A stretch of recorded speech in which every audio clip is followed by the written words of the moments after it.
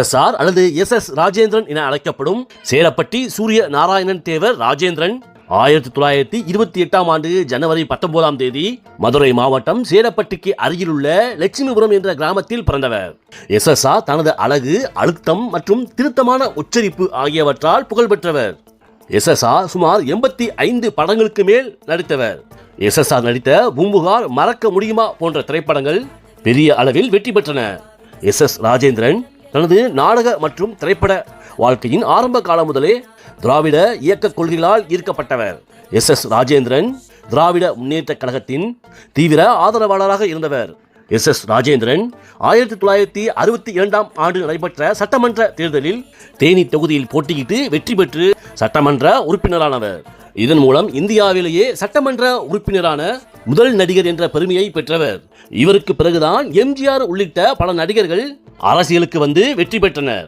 இதன் மூலம் SS ராஜேந்திரன் இந்திய அரசியலில் ஒரு புதிய அத்தியாயத்தை தொடங்கியவர் என்ற பெருமையை பெறுகிறார்.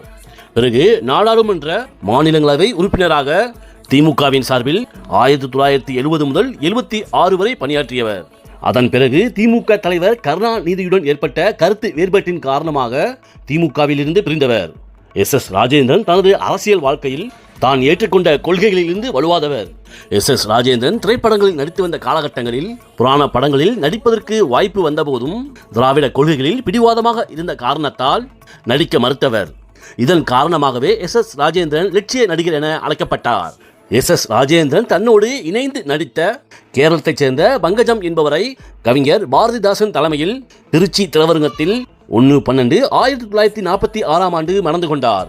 அவர்களுக்கு இளங்கோவன், ராஜகுமாரன், கலைவாணன், செல்வராஜ் என 4 மகன்களும் பாக்கியலட்சுமி என்ற மகளும் பிறந்தனர். அதன் பிறகு 1956ஆம் ஆண்டில் குலதெய்வம் படத்தில் தன்னோடு இணைந்து நடித்த CR விஜயகுமாரியை அவ்வாண்டிலேயே கலப்பு திருமணம் செய்து கொண்டவர்.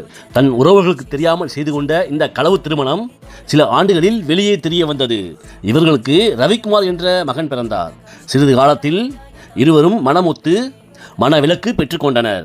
மூன்றாவதாக தாமரை செல்வி என்பவரை மணமுடித்துக் கொண்டார். இவர்களுக்கு கண்ணன் என்ற மகனும் மற்றொரு மகளும் பிறந்தனர். SS ராஜேந்திரன் திராவிட இயக்க கொள்கைகளால் ஈர்க்கப்பட்டதால் மூட நம்பிக்கை ஒழிப்பு, பகுத்தறிவு மற்றும் சுய மரியாதை திருமணங்களை ஆதரித்தவர். தனது திரைப்படங்கள் மற்றும் நாடகங்கள் மூலம் சமூக சீர்திருத்த கருத்துக்களை பரப்பியவர். SS ராஜேந்திரன் தனது சொந்த கிராமம் மற்றும் அதை சுற்றியுள்ள பகுதிகளில் கல்வி வசதிகளை மேம்படுத்த உதவியவர். குறிப்பாக அரசு பள்ளிகளுக்கு ஆதரவளித்து குழந்தைகளுக்கு கல்வி வழங்குவதை ஊக்குவித்தவர். SS ராஜேந்திரன் தனது சொத்துக்களில் ஒரு பகுதியை பொதுமக்களுக்கு மருத்துவ சேவை வழங்குவதற்காக பயன்படுத்தினார். குறிப்பாக தேனி மற்றும் அதை சுற்றியுள்ள கிராமங்களில் மருத்துவ முகாம்கள் நடத்தவும் ஏழைகளுக்கு இலவசமாக மருத்துவ உதவிகளை வழங்கவும் பெரிதும் உதவியுள்ளார். விவசாயம் மற்றும் சுற்றுச்சூழலின் முக்கியத்துவத்தை உணர்ந்த SSR தனது சொந்த நிலத்தில் விவசாயத்தை நவீனப்படுத்தவும் சுற்று வட்டார விவசாயிகளுக்கு வழிகாட்டவும் முயற்சி செய்தவர். மேலும் SS ராஜேந்திரன் மக்களவை உறுப்பினராக இருந்தபோது தனது தொகுதியின் பிரச்சனைகளை தேசிய அளவில் எடுத்துச் சென்று தீர்வு காண முயன்றவர். SS ராஜேந்திரன் ஏழைகள் மற்றும் ஒடுக்கப்பட்டோரின் நலனுக்காக குரல் கொடுப்பதோடு பெரும் உதவிகளை செய்தவர். திரைப்படங்களில் லட்சிய நடிகர் என பெயர் எடுத்தது போலவே SS ராஜேந்திரன் நிஜ வாழ்விலும் தான் ஏற்றுக்கொண்ட கொள்கைகளின்படி வாழ்ந்து சமூக பணிகளில் ஈடுபட்டவர்.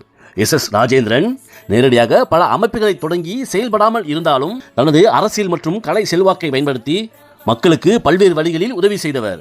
1952ஆம் ஆண்டு வெளியான வராசக்தி திரைப்படத்தில் சிவாஜி கணேசன் கதாநாயகனாக நடிக்க SS ராஜேந்திரன் செந்தாமரை என்ற சிறிய வேடத்தில் நடித்திருப்பார்.